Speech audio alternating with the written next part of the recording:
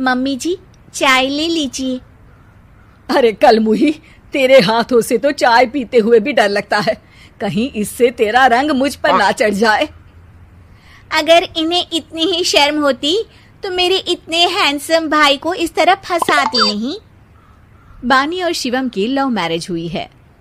बानी के ससुराल में उसकी ननद और सास हैं, जिन्हें अपने गोरे रंग पर बहुत गुरूर होता है, जिस वजह से वो बानी को सिर्फ उसके सांवले रंग की वजह से नापसंद करती है और हमेशा उसे ताने सुनाती रहती हैं। बानी उनकी सभी जली कटी बातें सुनकर चुपचाप वहां से चली जाती है। तुम माँ और छोटी को कुछ बोलती क्यों नहीं? मम्मी जी बड़ी हैं, हर छुटकी ना समझ, इस तरह उन्हें उल्टा जवाब देना सही नहीं। मेरी जिम्मेदारी उनकी सेवा करना है, जो मैं पूरे दिल से हमेशा करती रहूंगी। ऐसा बोलकर बानी रसोई में जाकर रात के खाने की तैयारी करने लगती है। रात को खाना खाते हुए बानी की सास उसे कहती है, कल मैंने अपनी फ्रेंड्स के साथ किटी पार्टी रखी है, समय से सारा खाना बना देना और अपना मनहूस चेहरा लेकर ज्यादा उनके सामने मत आना, समझी? माँ, बानी आप दोनों की कितनी परवाह करती है, फिर भी आप उससे इतना बुरा व्यवहार क्यों करती हैं? अरे एक तो लव मैरिज करके इस कलमुही को हमारे सर पर लाकर बिठा दिया और अब हम इसे कुछ बोल भी नहीं सकते क्या? भैया तो इनकी तरफदारी करेंगे ही, आखिर इन्होंने पूरी तरह उन्हें अपने वश में जो किया है। जिसे जो करना है करे, बस कल मेरा सारा काम समय पर हो जाना चाहिए। इस पर सब खाना खाकर सोने चले जाते हैं और अगले दिन बानी जल्दी उठकर सास की किटी पार्टी के लिए तैयारियां शुरू कर देती है, जिस पर पार्टी शुरू होने के बाद सास की सहेलियां कहती हैं, अरे वाह री, तेरी बहू ने तो बड़े स्वादिष्ट समोसे बनाए हैं।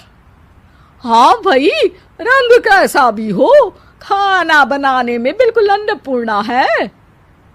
अरे इसकी भी क्या बात करनी, मेरी बेटी से मिलो, इसकी सुंदरता के आगे तो उर्वशी रंभा भी फेल है।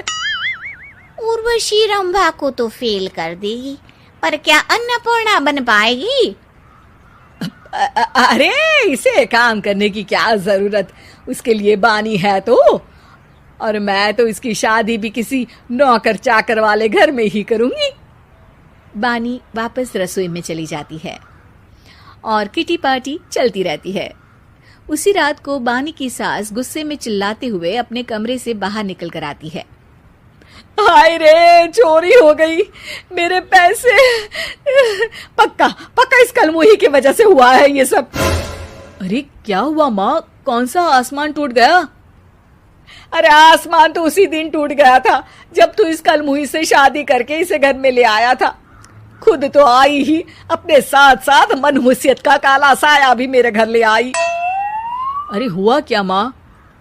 अरे मेरी तिजोरी में रखे पैसे कहीं गायब हो गए, सुबह ही देखा, अरे यहीं रखे थे। क्या आप मुझ पर चोरी का इल्जाम लगा रही हैं?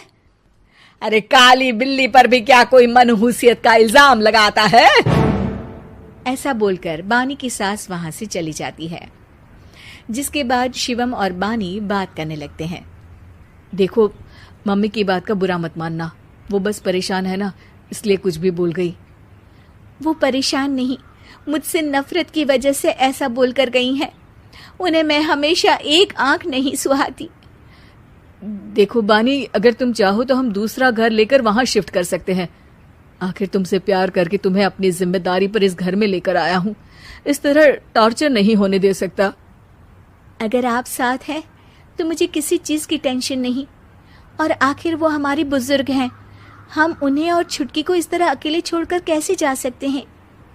इसके बाद बानी भी अपने कमरे में चली जाती है और अब हर रोज उसकी सास की तिजोरी से पैसे गायब होने लगते हैं।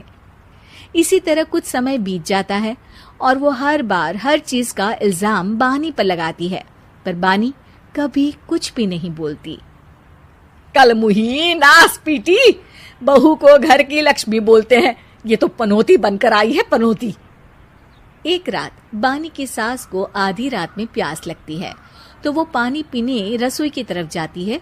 तभी उसे अपनी बेटी के कमरे में कुछ आवाज सुनाई देती है। हाँ हाँ, मैंने मम्मी की तिजोरी से हर रोज थोड़े थोड़े पैसे निकाल कर हम दोनों के लायक खूब पैसे इकट्ठे कर लिए हैं। और मम्मी आज तक उस सब के लिए भाभी को ही जिम्मेदार समझती है। तुम बस जल्दी से आकर मुझे यहाँ से ले जाओ और हम कहीं दूर जाकर शादी कर लेंगे। मम्मी को कुछ पता नहीं चलेगा, सब मुसीबत खत्म।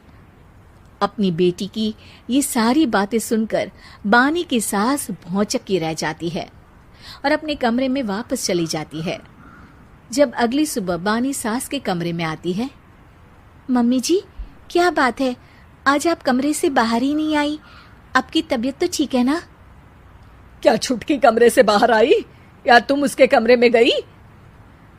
नहीं नहीं, क्यों, जाना है क्या? मैं अभी चली जाती हूँ। नहीं, कोई कहीं नहीं जाएगा। इस पर वो बानी को साथ लेकर कमरे से बाहर आती है, जहाँ शिवम भी होता है। वहां उसकी सास बोलती है, छुटकी मेरी तिजोरी के सारे पैसे लेकर अपनी माँ के बारे में कोई ख्याल करे बिना किसी लड़के के साथ घर छोड़कर चली गई। और बहू, तुमने मुझ जैसी सास की सेवा करने के लिए अपने ही पति के साथ दूसरे घर जाने से मना कर दिया। मैंने हमेशा तुम्हारा रंग देखा अच्छा ही नहीं, जो मेरी सबसे बड़ी गलती है। मुझे माफ कर दे बेटा। और इसके बाद बानी की सास कभी अपनी बहू की तारीफ करते थकी नहीं।